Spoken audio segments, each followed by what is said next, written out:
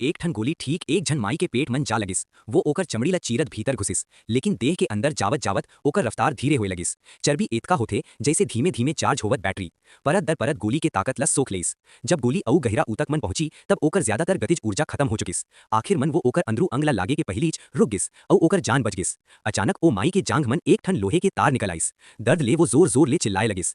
काबर के कुछ बरस पहली वो अपन एक ठन बड़े नस मन कांच के उपकरण लगवाए रहिस। वो जाल जैसन काम करथे ताकि खून के थक्का दिल तक पहुंचे के पहली पकड़ ले।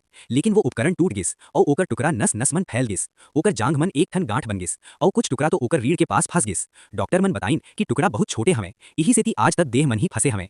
ओमन ला निकाले नहीं जा सके और कब का ओकर जान ले ही कुछ पता नहीं। एक झन आदमी देर हो गिस और एक जोड़ा ला लूटे बराइस, लेकिन गार्ड देख के तुरंते ओकरा भगा दिस। वो घबरा के पास के चिड़ियाघर के दीवार मन चढ़ गिस। सोचिस भीतर लुक जाही तब तक सुरक्षित रही, लेकिन ओकरा ये नहीं मालूम रहिस कि वो असल मन बाघ मन के बाड़ा मन घुस गए हवे। भीतर दू ठन बड़े बड़े बाघ रहिन। वो समझे के पहलीच बाघ मन झपट परिन और ओकरा सीधा नोच नोच के मांस के लोथड़ा बना डारिन।